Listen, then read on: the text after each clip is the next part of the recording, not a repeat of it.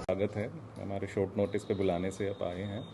तो एक जींद पुलिस की तरफ से हमें एक सूचना आपके थ्रू जो है पूरी सोसाइटी में देनी थी, क्योंकि यहाँ ये देखने में आ रहा है कि यहाँ के जो नवयुवक हैं वो किसी लालच में आकर और जो है विदेशी मेनली अमेरिकन जो टेरिटरी है वहाँ जाने के लालच में जो है वो गलत तरीके से गलत लोगों के संपर्क में आके अपने पैसे भी लुटवा बैठते हैं, और जो है कई ऐसी भी घटनाएं हुई हैं कि जिनमें जान भी गंवानी पड़ी हैं।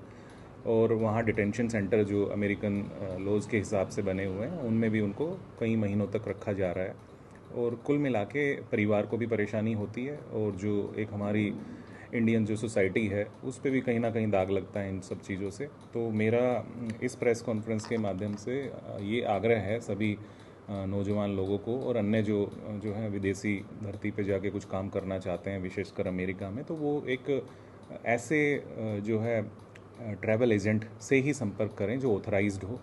तो उसके अलग अलग तरीके हैं ये सब चेक करने के। वो किसी अनऑथराइज्ड ट्रैवल एजेंट से जो है ना संपर्क करें, जो है गलत तरीके से वो बिल्कुल ना जाएं। जैसे सुनने में आता है कि डंकी रूट बड़ा एक फेमस टर्म हो गया है, तो वो जो है लैटिन अमेरिकन कंट्रीज़ के थ्रू जगह जगह जो है कुछ 10-10 दिन रुक के डिफरेंट कंट्रीज़ में वो रूट लेके 2 महीने से 3 महीने की एक जर्नी वो पैदल भी होती है, बड़ी टफ होती है, और जो एक दीवार अमेरिकन टेरिटरी में बनी हुई है बॉर्डर के ऊपर, उसको फांद के जो है वो जाते हैं।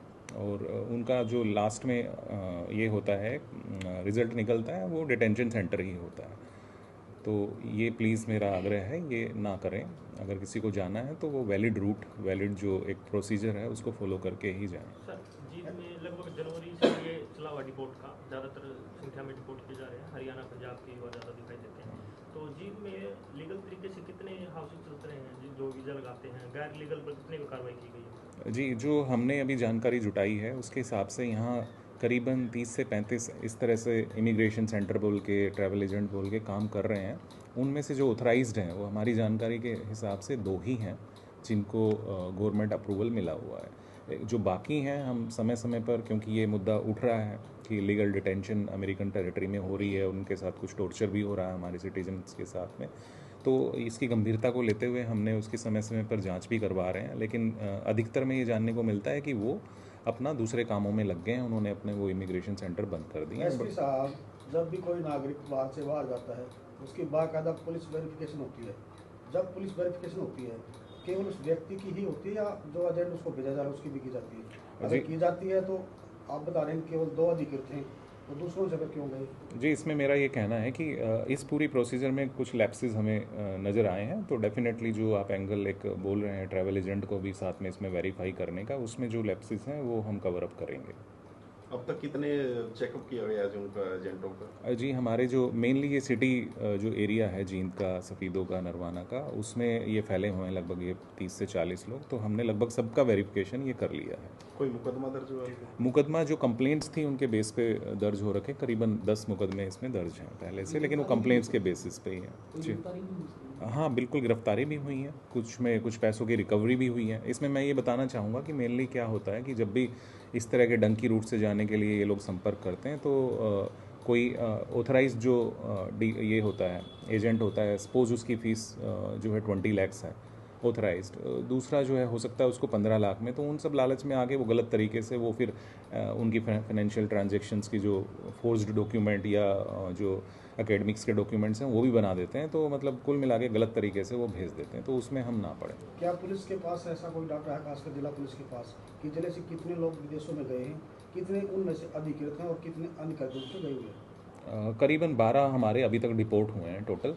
तो जो एग्जैक्ट नंबर आप जानना चाह रहे हैं कि जो ऑथराइज्ड रूप से गए हैं वो फिलहाल राइट नाउ मेरे पास नहीं है, बट ये हम अवेलेबल करा सकते हैं। कोई आपराधिक मामला जुड़ा हुआ है किसी के साथ जो रिपोर्ट किए गए? अभी 3 जो नहीं, इन तीनों में अगर विशेषकर ये जो पिछला 26 तारीख को 3 लोग आए हैं, तो आपराधिक मामला तो इनमें हमारे ज़िले में से नहीं है, लेकिन हरियाणा के अन्य हिस्से में कुछ लोग ऐसे हैं जिनके साथ में ऐसा लिंक सामने जैसे आया। अमेरिका डिपोर्ट कर रही है, जैसे इंडिया में बांग्लादेशी का मुद्दा बार बार चलता है, बांग्लादेशियों को जैसे जीन से कोई चिन्हित किया गया है, कितने लोग हैं? अभी इस वर्ष में तो ऐसा नहीं हो पाया है। हमने वेरिफिकेशन जैसे मैं बता रहा हूँ जारी रखते हैं। जो मेनली इस तरह के हमने ये हॉटस्पॉट्स जो है आइडेंटिफाई कर रखे हैं, जैसे कि ब्रिक किलन होते हैं, ईंट भट्टे हैं, या फिर कोई इस तरह की झुग्गी झोपड़ी जो शहर के आसपास बन जाती हैं, तो उन पे हम समय समय पे हमारे यहाँ इंटेलिजेंस एजेंसी स्टेट गवर्नमेंट की भी है, सेंट्रल गवर्नमेंट की भी है, और पुलिस जो लोकल है वो मिल के करते हैं।